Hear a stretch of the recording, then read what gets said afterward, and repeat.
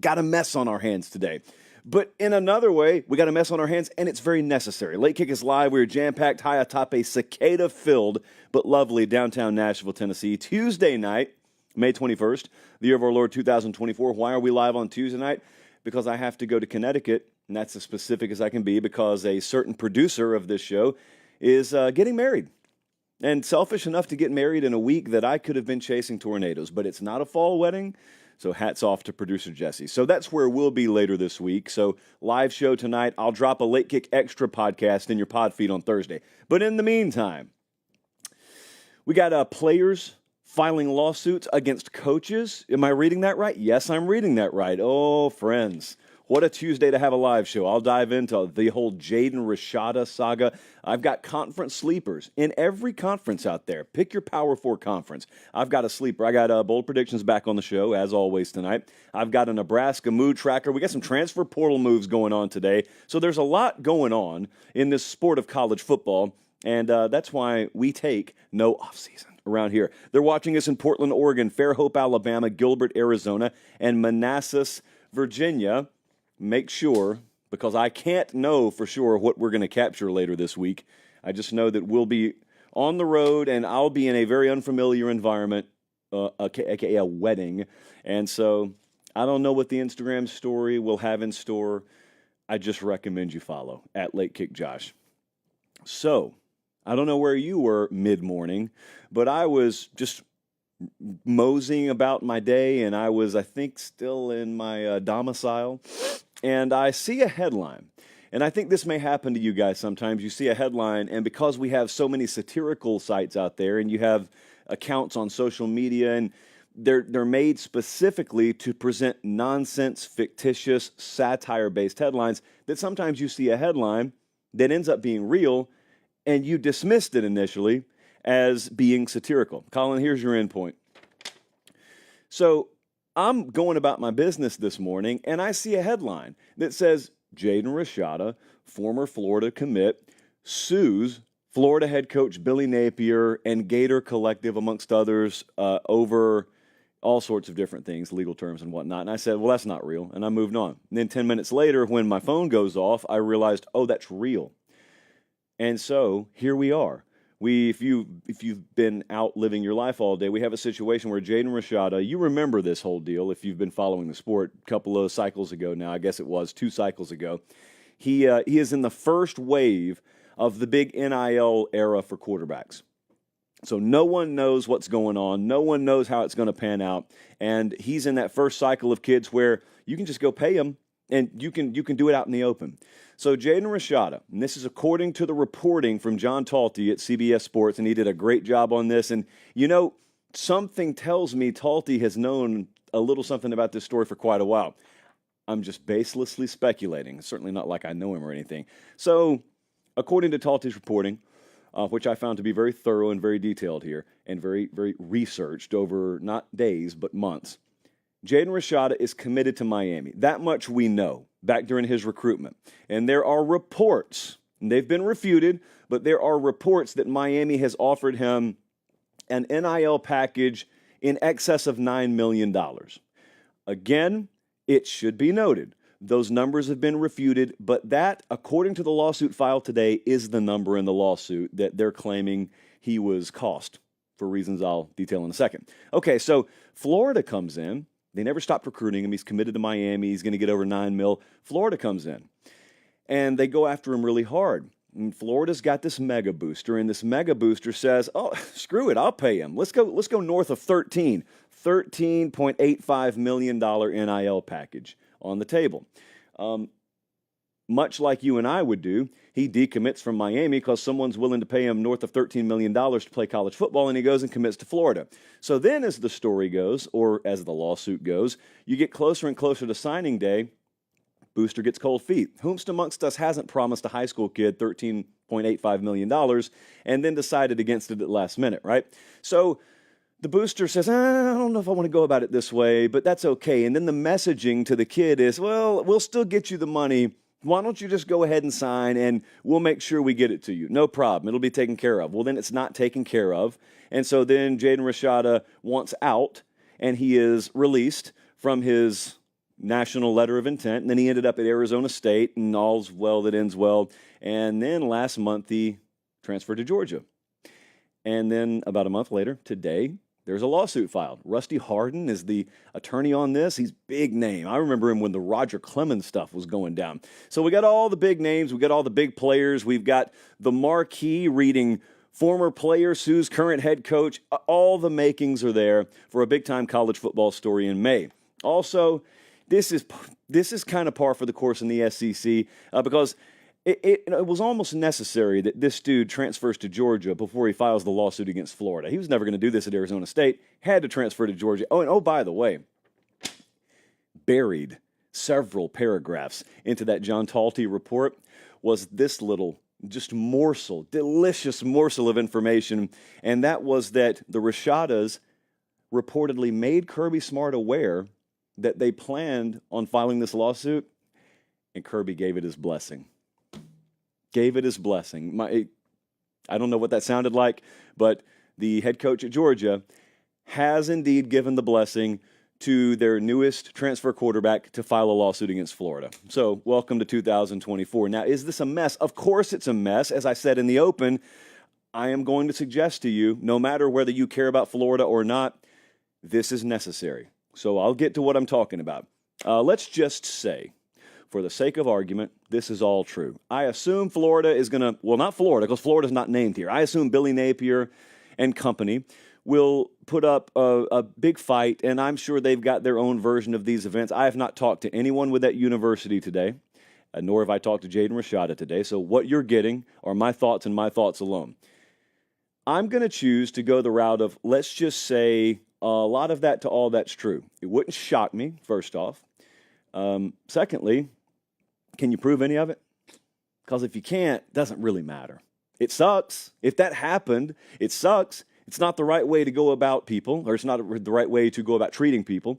It's not keeping your word. We've got a litany of things wrong. There are several bro codes that are broken here, but can you prove any of that? I mean, there is language in this lawsuit that claims Billy Napier himself told Jaden Rashada and his father, don't worry, we're going to get you your money. And according to the lawsuit, now, not me, according to the lawsuit, he had no intention, nor did anyone at Florida have any intention of ever delivering the money. And it goes further, okay? It's not like they claim, oh, the payment just blew up at the last minute. They're claiming, to be clear now, that we've got all this money guaranteed to us from Miami, but then Florida comes along and promises us even more money, but in retrospect, we've realized they colluded amongst themselves and they never intended on paying us this money. We just didn't know it at the time. It's a good story. May even be true. I have no knowledge of that, but can you prove it? Because if you can't, your story's dead. And your story came out at the wrong time, by the way, because I'm paying attention to college football in May, and everyone watching this show is, but the general public, the mass public, the casual public is MIA this time of year. So just kids, you file a lawsuit in the future, pick and choose the months of the year that you go about doing it. I have a theory that I've been working on, so why not just debut it tonight? There's a lot of this stuff that's going on.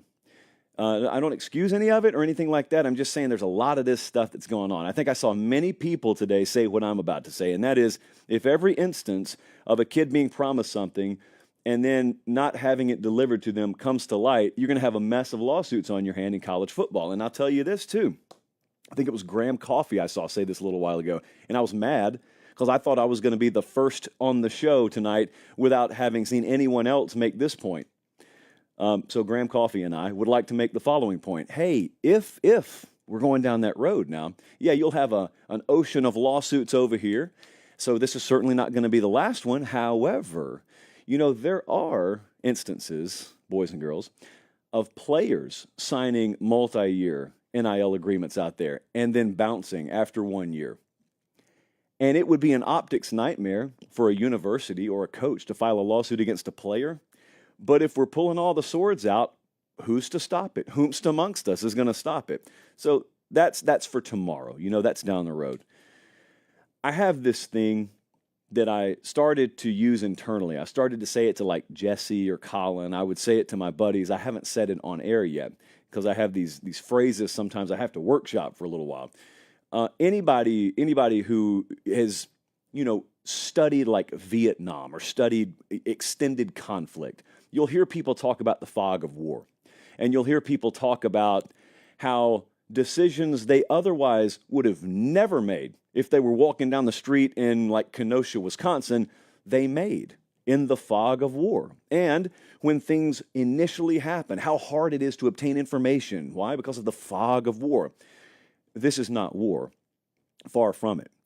But what college football went through in retrospect with the NIL/portal revolution all overlapping on top of each other kind of created a little fog within the college football world.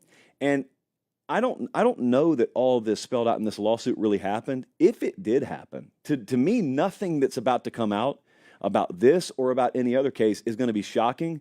Because frankly, I think guys were put in a situation where as close to the fog of war as you can get in college football, they got into. And you may find yourself, for all I know, Billy Napier sits there and shakes his head today. Or folks around Florida shake their head today. I cannot believe we got ourselves into that mess. Dude, we would never do this moving forward. I wouldn't doubt it. Would not doubt that that's where someone's head's at. I think also there are a lot of other coaches out there who are guilty of, in not so many ways and not so many words, some of the same things here. Maybe not to these lofty price points, but I think a lot of other coaches are sort of biting their nails and hoping that they don't see their name in the headlines tomorrow. And they too may be thinking, I cannot believe we were dumb enough or this ill prepared and we made this promise. Why did I tell that kid that? I hope and pray that that doesn't come to light because I'll never do it again. It's like being guilty of committing a crime once. I hope the cops don't find out. I'll never do it again. Yeah, the fog of NIL war, I think, got to a few folks. I think it got maybe to folks at Florida in a big way here. It's not making an excuse for it. It's wrong. It's just flat out wrong. If this is the way it went down, it's wrong. And if you can prove it, the kid deserves his money and the family deserves his money. It doesn't matter whether you think they're worth it or not. If they were promised it, they deserve their money. However, my interests here are far more overarching than Jaden Rashada, all due respect, or even Florida and Billy Napier or any major booster down there in Gator country. I care about the sport. So my thought on this is go ahead and get it all out in the open. The Caden Proctor stuff, how ridiculous it was that he was at Bama, then at Iowa for 5 minutes, then back at Bama. That's absurd. Should never be able to happen. Get it out there. Let it happen. This right here, a player filing a lawsuit against a coach because they were promised $13+ million and then it wasn't delivered upon. Get it all out there.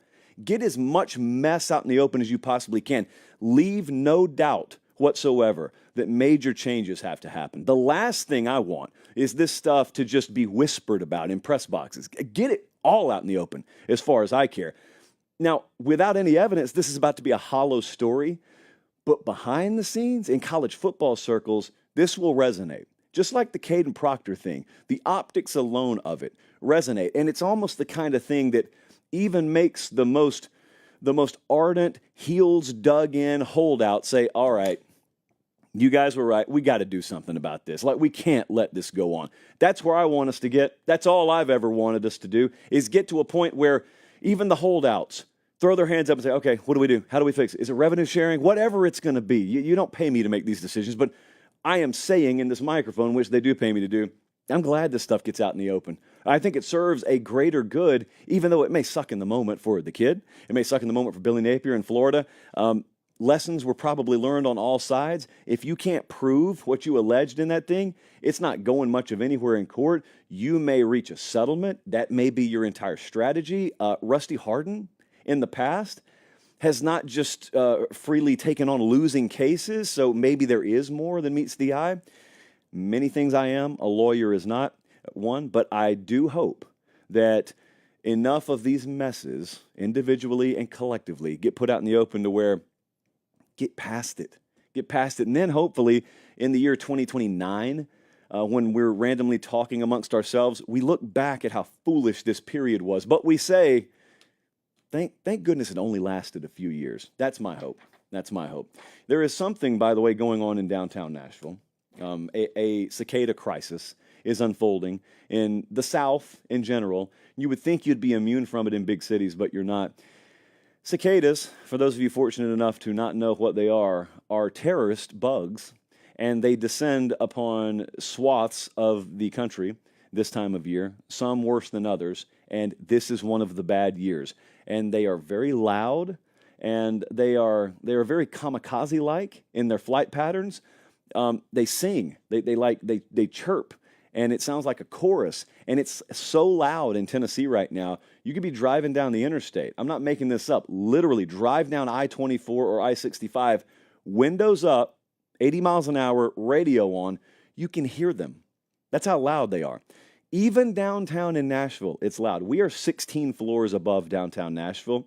I was standing in our corner office a little while ago, well, a corner office that we commandeer every other day, and I was looking out, and you're going to see them like little black snowflakes just floating all over downtown. So anyway, that is the cicada crisis at large, but the other day, it really came to a head for me because I was hitting softballs yesterday, and I took one. I was going to throw the ball up and hit it. So I have bat in right hand. I have ball in left hand, and I throw the ball up, and then I got to grab the bat with my left hand before I swing. In the time that I released the ball and went to put my left hand on the bat, one of those little suckers flew between my hand and the bat. So I squeeze it as hard as I can, and it does its chirp in its last act on this earth, as it turned out, because I killed it. And so I swung and crushed the cicada as it was making the noise. Still made good contact with the ball. I mean, still got really, really good wood on the ball. So that's all that really matters. But even at that point, I looked around and said, all these people complaining about these cicadas, they're right. We got a cicada crisis, and it's someone's got to do something. Someone's got to do something about NIL, and someone's got to do something about the cicadas, because until you've experienced that, you really don't know how you'll react. But I had my first ever close encounter with a cicada yesterday, and it was tough. You walk through our parking garage, dead bodies all over the place, not of people, of cicadas. So it's bold prediction season. I'm happy you guys are here, by the way. Thank you so much for watching. Make sure you subscribe to the channel. Let's dive into our bold predictions tonight. The predictions that are bold enough for you to make, but also, allegedly, predictions that you'd be willing to bet on. Now, I'm all about the first one. The first one could have been submitted by me. It wasn't. I would never corrupt our process here. But the first one looks like it was submitted by me. Brian in Ames, Iowa, said Iowa State will win the Big 12. Well, Brian, not that bold to me. I believe. I'm sold. They have the fifth best odds to win the Big 12 right now, but it's the Big 12. So everybody has a shot. The top 7 or 8 or 9 teams have odds. They've got good experience at quarterback with Rocco Becht returning. They've got top 5 returning production both sides of the ball. I think it's a spike year for Matt Campbell. This is like a 7 on the boldness scale. Look, there's a I don't want to give away the farm, but Iowa humor. But there is a chance I may even outright predict this in the fall. Will there be bias involved? Of course there will be. We're not doing journalism here. I will wave the pom-pom. You don't want to see me if this actually happens. If it turns you off to see puffed out chests, don't watch this show if Iowa State wins the Big 12. Don't. Now, if they lose it and you want to see egg all over someone's face, that's cool. But if they win the Big 12, just don't show up for a couple of weeks. I'm going to make that a 7 on the boldness scale. I legitimately do think there's a decent shot of it happening. But we're not going legit when we go Iowa State. How about this next one? So you want some boldness. The Rational Buckeye says Texas A&M goes 11-1, goes to the college football playoff. Now, he didn't specify whether they win the SEC championship game, but I figure if they go 11-1, they're in Atlanta, and whether they win there or not, they're going to the playoff. So doesn't really matter here. That's semantics.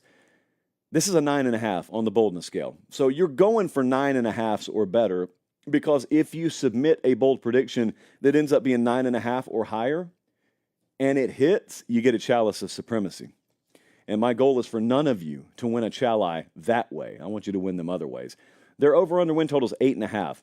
So also FanDuel has the odds for you to make or miss the playoff. A&M right now is plus 290 to make the playoff. They're minus 385 to miss the playoffs. But if they go 11-1, here's what has to happen. You got Notre Dame, Missouri, LSU, and Texas just at home. You go to Florida, to South Carolina, and to Auburn. They're losing one of those games and no more. That's not technically impossible, but that's tough. This would be one of the stories of the year in college football. Obviously, it means Connor Wegman has his breakout year. And also, let's just say that happened. So we're sitting here and it's the week of the conference title game. They're 11-1. Dude, how bad does that make Jimbo Fisher look? It would make Mike Elko look great. How bad would that make Fisher look? So, and here's another question. Would Jimbo pull for that to happen? Truth serum injected into him. Does Jimbo want to see that happen? Next up, we go to the Big Ten, which could be the Northeast or the Northwest, as it turns out. Let's go with Oregon beating Ohio State twice, once in the regular season, once in the Big Ten championship game. All right, I made this one an 8.5. So, Oregon plays Ohio State in Eugene in Week 6. It's one of the games of the year in college football. FanDuel has a number on the game. Anyone want to guess? Ohio State at Oregon. What would you make the point spread? Let's see if you're any good at bookmaking. Time's up. Ohio State minus 1.5. Buckeyes are favored, as of now, on the road. And so you got to beat them there. It's just doable, very doable. It's nearly a pick'em game at home. Then you got to go to Indianapolis several weeks later, and you got to beat them again. So the first thing we have to do is get both teams in the conference title game, and then you got to have Oregon win both of those games. Basically, you got to have Oregon pull on Ohio State what Washington pulled on Oregon last year. I just flat out think that's really hard to do. I know that's some expert analysis for you. That is really hard to do because I would think about there would be this weird thing potentially with Ohio State. So let's say Ohio State's only loss in the regular season is to Oregon, which means they beat Penn State. They beat Michigan. They get that monkey off their back in the rivalry. But then they go to Indy and they lose again. Ohio State's probably in the playoff. That's going to be one of those weird situations where Ohio State could lose to the same team twice, but 11-2, they're probably going to the playoff.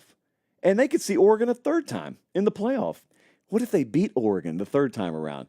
How about you go 1-2 against a team in a year, but you end up eliminating them? That'd be fun. That's great. That's the true spirit of college football. But you go to Indianapolis and you play them. I just look at that team and how loaded they are and how tough it would be to beat them again, kind of in their backyard, after they've worked their entire season to get another shot at you. I'm going to make that one an 8.5. It's actually really respectful of Oregon that it's only an 8.5. Beating Ohio State twice is really hard to do. Beating them once is really hard to do. And lastly, I have an announcement. We have a 10. We have a 10 on the boldness scale here. Listen to this. Tennessee beats Georgia and Alabama by a combined 30 points. Paper pop. All right, it's a 10. The last time Tennessee even beat Bama and Georgia, period, in the same season was 2006, and that wasn't by a combined 30 points. However,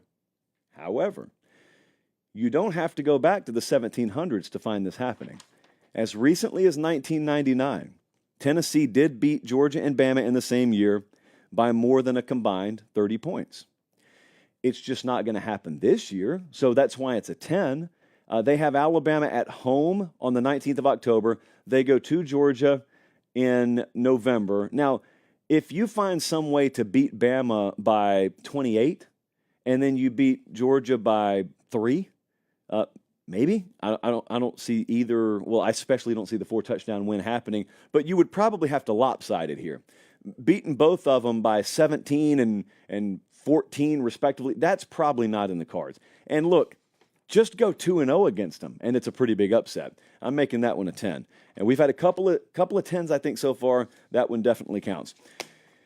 Academy Sports and Outdoors actually gave me a great idea for a tour name last night. I can't share it, but it's there.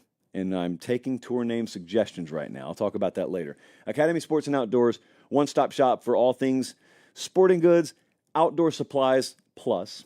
And right now, I always encourage you to peruse the extensive options at Academy, but make sure if you're watching right now and you're going to do it anyway, go to academy.com and use that QR code to go there, because that helps us out.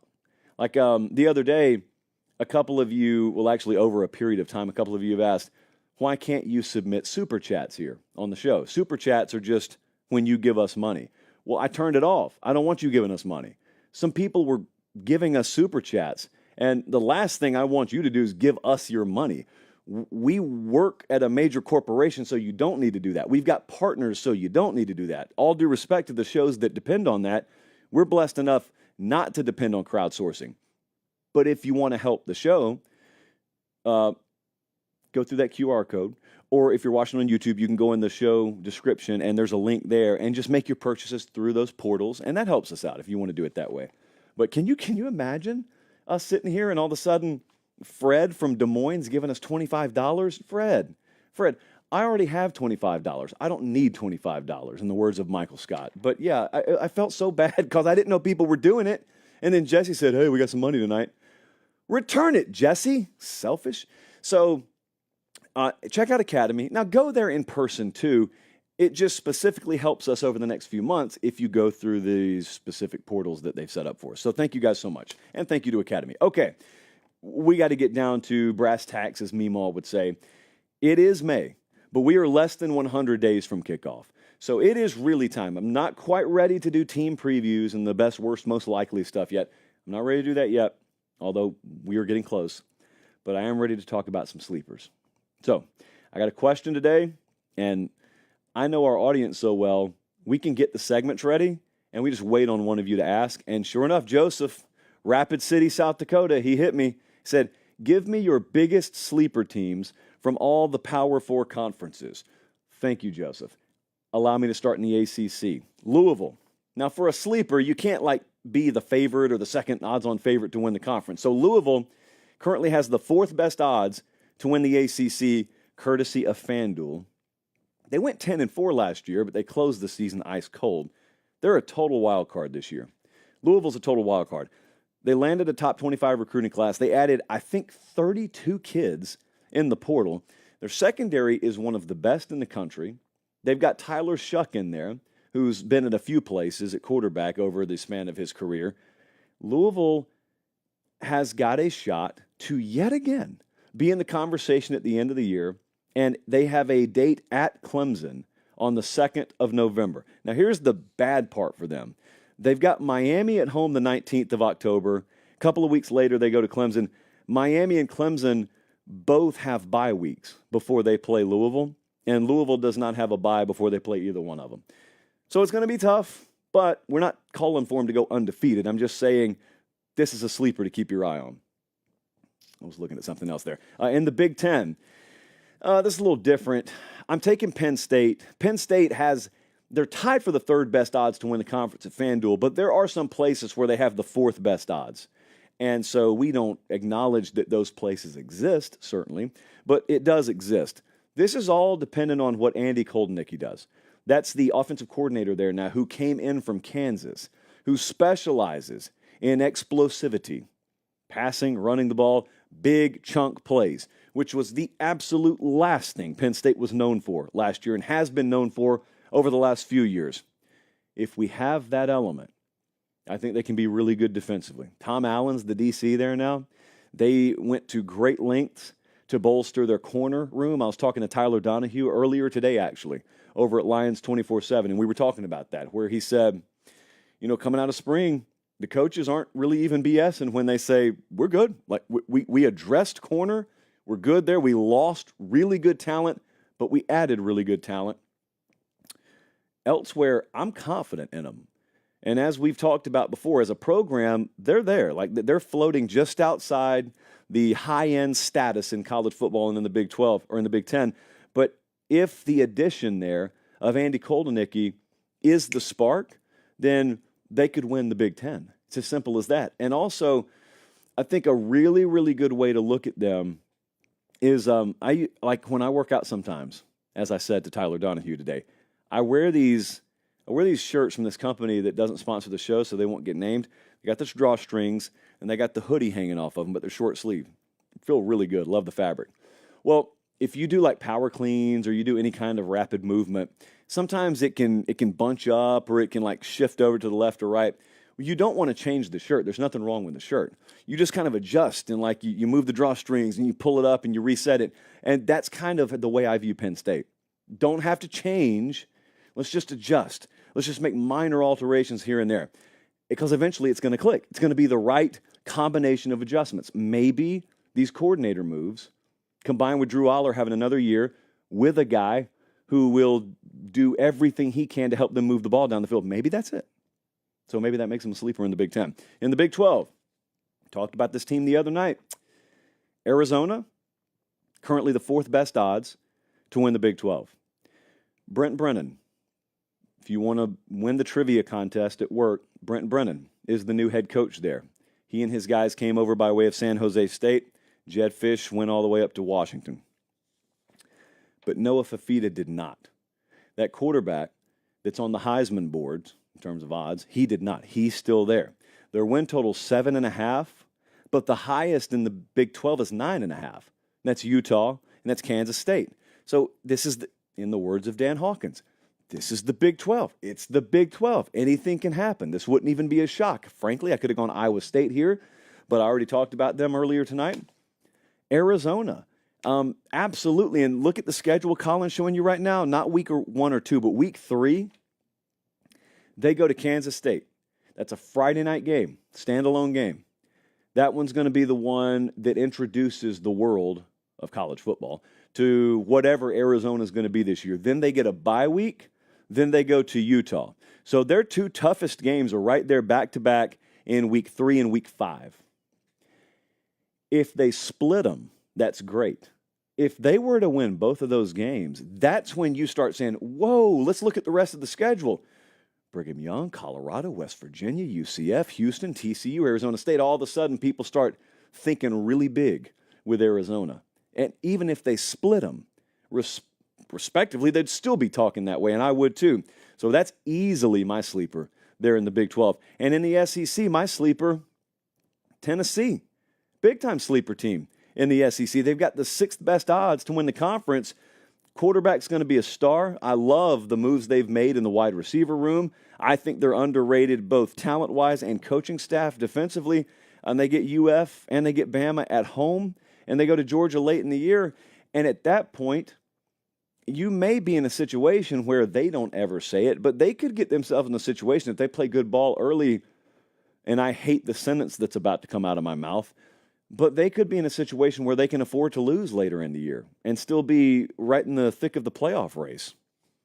Yet again, I want to reiterate, I hate that sentence, but that's where we are. So Louisville, Penn State, Arizona, Tennessee, those are the 4 I'd go with. I'd actually be really interested to hear your submissions. Don't give me teams that are ranked 1st or 2nd in the odds. Give me your legit sleepers, though, in these conferences. I'll be looking at the comment section. They're watching us in Paintsville, Kentucky, home of Chris Stapleton, I'm told. They're watching us in Lake City, Florida, and Frederick, Maryland. Thank you guys so much. You know, I thought we were done with this, but we're not. We got some portal intel to talk about. Tyler Barron has made waves over the past hour. He's that 6'5", 255-pound edge from Tennessee, and he was at Louisville, I think. He's at Miami now, and he just committed there within the past hour. I saw Dennis Smith tweet out essentially what is the bat signal for Miami portal and recruiting fans. And so this is yet another edition for a program that is all in on 2024. Ole Miss was in the mix here at one point. He was the number 2 overall available player in the portal. I think there's something from a registration standpoint where he can't enroll until the fall, and there was an injury thing too. I think Miami's comfortable enough with the injury to where they took him. I'm not even talking about individuals with Miami now. Collectively, they've brought in, it's like 15 or 16 kids in this portal class. Really, really big move for Miami in indicating that we don't think it's a 2 or 3 year down the road thing. We legitimately think we can do it this year. Isaiah Augustov, who's a running back from Arkansas. Well, he's from Florida, but he was at Arkansas. Keep an eye on Colorado here. I know that he visited Arizona we're being told keep an eye on Colorado. I think Zenitz and who else? It's 247sports.com. You can go look at the story. So Chris Hummer and Matt Zenitz did a really good job of aggregating a lot of this today. They're not aggregating anything. It's their intel. They aggregated it all into one feature story. But keep an eye on Colorado there. He's the number 13 overall available player. But Abelchi, he's the number 1 running back in the portal right now, right? In terms of available players. Number 2? 2, okay. So I always wonder, after the main sizzle, like after the main event of the portal has died down, there are kids still in the portal. There are over 1,000 kids still in the portal. You just assume, all the big names are gone, though. Not all the difference-making names are gone. So you never know. And they got a big need at running back now at Colorado. You never know how effective a kid like that could come in well after the portal closed, which just means no more kids can go in the portal. You can already be in it and wait as long as you want to. You never know. What about Star Thomas? That's a running back from New Mexico State, 6'2", 225. We don't even have moving B-roll of him. We've just got Getty images. That's okay. That just means he's been off the radar. He did play in that Auburn game, which still sounds like a fever dream to even talk about. But New Mexico State, when they blew out Auburn in Jordan-Hare Stadium, he had 67 yards on the ground, 9.6 per carry. He had a receiving touchdown that day. The crystal ball heavily favors Cal here. Cal making a move on running backs from the lesser ranks. I don't want to say what I used to say. I'm just saying lesser ranks. Duke and Toledo took a hard look, but best we can tell, the crystal ball heavily favors Cal. And what about Wilkie Denaud? He's 6'4", 270, defensive line. Mississippi State, he has committed to Florida Atlantic. So that happened earlier today. We were going to talk about him anyway. This just gave us all the more reason. So he's committed to Florida Atlantic. These are the names that we had been monitoring. So they keep ticking off. They keep falling down. There are still hundreds and hundreds and hundreds of kids in the portal. You always wonder, hey, you got the freedom to do whatever you want to. How many horrific decisions were made, and how many kids will be sitting around 20 years from now cautioning the next generation about how freely and quickly they went in the portal. And just think about this. I know that I was listening to Luganville talk about this the other day, Uncle Tom, as I call him, JK, and he was talking about something that's so commonsensical that it flies over everyone's head. Like when you talk about a college football player that is on scholarship, you don't even think about the scholarship. Like that's an afterthought, right? Even with me, I don't ever think about these kids as scholarship football players. That's just such an afterthought. That's a given. A lot of these kids had a scholarship. Everything's paid for them to play football. And they voluntarily go in the portal, and now many of them are struggling to find a landing spot.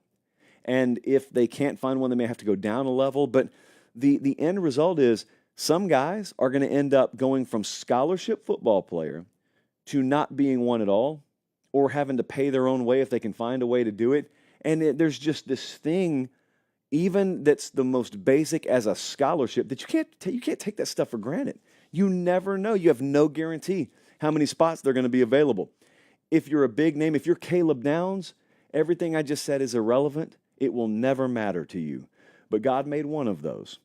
God made many more 3 and low 4-star caliber athletes where better make sure. I don't care what those rules about tampering say. You can go tamper with the other coaching staffs all you want to. You better make sure you got a landing spot. I would. Before I ever went in the portal, I would. I'd have that do not contact tag on me. You better believe it. I need a tour name for the tour this fall.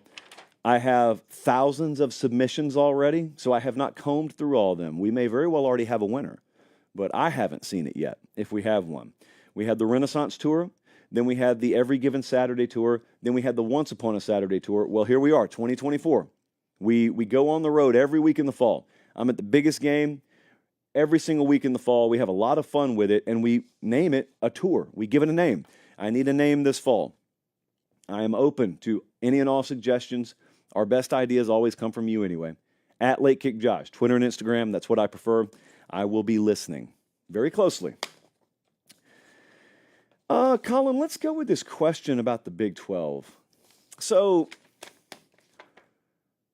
Daiquiri asked me, what would a Big 12 national championship do to the state of college football? Would it shake the already frail future of college football?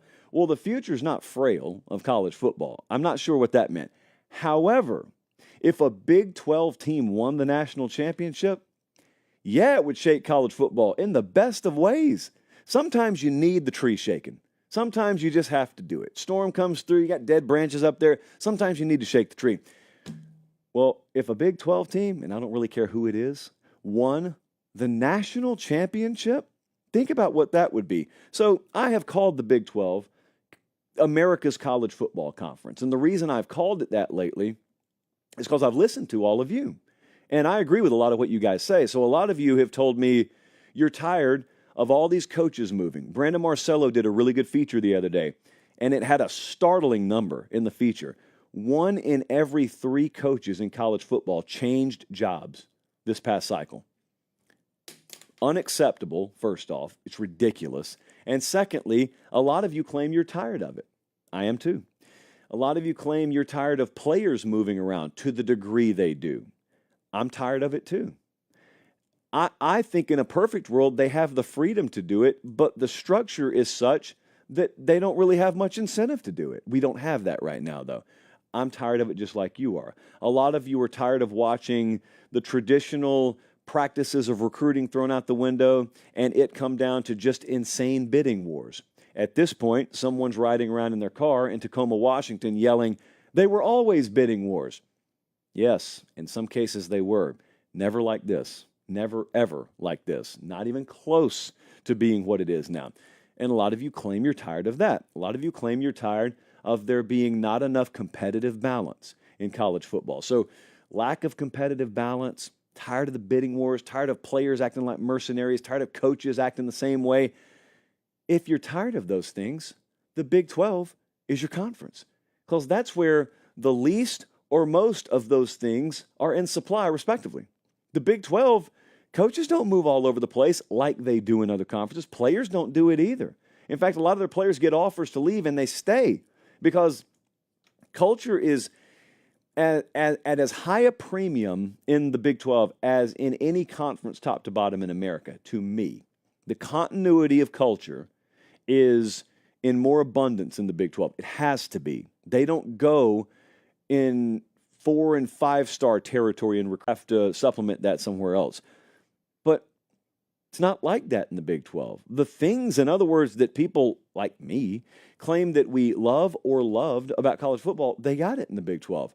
Now, what you may not have is you may not have perennial star-studded, litter the NFL draft next April type teams. You may not have that. You don't need that to have high-level entertaining football played. The competitive balance goes without saying. It's been that way out there for a number of years. Here's the bad news. The bad news is with the new format, you have greatly lessened the chance that anybody ever comes out of this conference and wins the national title. Washington almost did it last year. Washington wasn't in the Big 12, but Washington was an example of a team like that that could seemingly come out of nowhere and make a run. But the run Washington had to make was win 2 games. Once they get in, win 2 games. These teams may have to win 4 in the future, 3 or 4. And, you know, the formula is go beat teams that may be more talented than you, but they aren't as developed as you are. Well, here's the problem. When you get in the playoffs, you face both. You face teams like Georgia, where they got the best talent roster in the country, and they've also got all that team building down pat too. They got the culture piece down pat too. So they're sort of impenetrable as a team like you are. The difference is their players are going to have a long career on Sundays, and a lot of yours aren't. And you can't count on culturing your way. You can't count on fundamentaling your way through the playoff. You can do it in the Big 12 regular season. You can do it. I love watching it. I love everything about that. I'm just saying the reality of the sport is there are a lot of really fundamentally sound teams that are insanely talented in the playoff. And it's much harder to navigate your way through that. But think about the coaches in this conference too. Chris Kleiman, Kyle Whittingham at Utah is now a Big 12 coach. Lance Leipold is an extreme fast riser at Kansas. Matt Campbell, a mainstay at Iowa State. Mike Gundy has been there forever. Sonny Dykes at TCU played for a national title 2 years ago. So you ask me, what would happen if a Big 12 team won the national title? Well, I'd celebrate. That's what I do. Now, like I said before, don't let it be Iowa State. Because if it's Iowa State, this just becomes a fan account, basically. This really ceases to be a national college football show, and it's just an Iowa State fan account. We're not there yet. Could be 1 year, could be 2 years. I'm not there yet. Our friends at FanDuel, though, very, very fitting that I'm supposed to tell you this right now. They have the odds out there if you want to bet it. And if you were monitoring my Twitter account, I told you no more than 24 hours ago, I had some action there on Iowa State. I put my money where, in this case, my extremely reckless mouth is. And so I'm invested now. I'm invested. I haven't told you about all the wagers I've made to varying sizes, but Iowa State, the over win total, I got them. I'm there. So I believe. You may believe in other things. You may believe the opposite. Go bet against them. Someone's got to win. Someone's got to lose. Just do it at FanDuel. FanDuel, the exclusive odds provider of Pate State. We're the only college with an exclusive odds provider. It's the benefits of not really existing, I guess. But they've got every kind of futures bet you could imagine over there. There is no shortage. No matter what you're into, games of the year. I told you earlier, Ohio State goes to Oregon this year. Everyone's excited to watch it. But you know that you could go bet Oregon at home and get plus points right now. You get Oregon and a 1.5. If you got a strong feel about the Ducks, take it. Just go take it at FanDuel. And we appreciate those guys too. All right, I've got to get out of here, but not before the Mood Tracker series continues. Mood Tracker series rolls on and rolls into Lincoln, Nebraska tonight. What is the mood of the average Nebraska fan right now? Well, I think the mood amongst Nebraska fans is shh. That's it. They just shh. Index finger over the lips. Shh. Why? Because they've heard it before. Everyone's excited right now about Matt Rule. Yeah, but we've been excited before. Remember Scott Frost? We were excited about that. They felt it before. Scott Frost comes in there. We were excited about it. We felt it. We felt everything that you're supposed to feel right before you win. They believed. Everyone believed. And it crashed and it burned. And there was no reason why it should, but it did. There was every reason why it should have worked out, and it didn't. So here we go again. We got Matt Rule in there entering his second year. They're recruiting well. They're portaling well. They just got their quarterback of the future. The energy is off the charts great. But we felt all those things before, is the point. So you got to be cautious. Optimism abounds there. You got to be cautiously optimistic with it. And I think they are. And the other benefit to being a Nebraska fan or looking at the Nebraska program is this is not Alabama. When Kalen DeBoer comes to Alabama, the expectation is national title or bust. So that's not what we're dealing with at Nebraska. At Nebraska, they just want to win 8 games. They want to feel what it's like to be on the plus side of one possession outcomes. They want to make a really solid bowl. They just want to be relevant in November. Baby steps for Nebraska. Just be back on the national radar. You don't have to be in the middle of it. Just be back on it. And they've been bad for so long that a guy comes in and wins 9 games. It's going to be celebrated there, as it should. Sometimes it's not in college football, as it should. But the schedule's hard to ignore.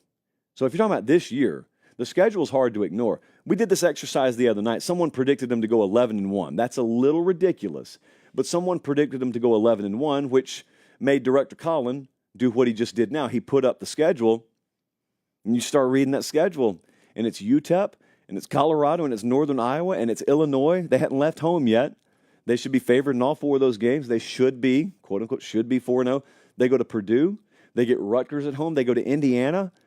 Which of these games so far has you shaking? It's not until October 26th at Ohio State where you get Nebraska fans to say to you, yeah, we should lose that game. Maybe, who knows? Upsets happen, but we should lose that one. But then what do they say? But the rest of the way, UCLA should be a win. At USC, interesting, we're going to Los Angeles in November for football-related reasons, but we should be better than them at the line of scrimmage. Who knows what USC is by then? Wisconsin at home, at Iowa to close the season. Hey, may not be 11 wins, but pretty much every Nebraska fan I know is finding 8 or 9 wins on that schedule. And it's hard to argue with them. Now, it's also hard to forget how college football works, and nothing ever works out quite as seamlessly as it's supposed to, and those depth charts don't ever look as pristine as they do in the Phil Steele preview magazine. But man, we had a what if tonight on the Big 12. Well, what if Nebraska ends up being the upset special and the team that comes out of nowhere in the Big 10? Just go to Indianapolis. Just play for the Big 10 title. Just, like I said, just win 9 games. The way they would talk about Matt Rule, the way I would talk about Matt Rule. That'd be fun. We had to do the show tonight because producer Jesse is getting married Friday. It is not open to the public. I tried, but it is not open to the public. But don't worry, I will be there. I'm going for all of us. I got us a gift, like I told you. I'm representing all of us. And we'll be back Sunday night for another live show. Thursday, at some point during the day, depending on how fast Bradley, the associate, edits, we will have a Late Kick Extra podcast that just drops in the podcast feed. That's audio only. It never shows up on the YouTube channel. So make sure you're subscribed to the podcast. Late Kick with Josh Pate. It's very easy to find. Until then, for interim producer Belchi, for director Colin, I'm Josh Pate. Take care. Have a great rest of your evening, and God bless.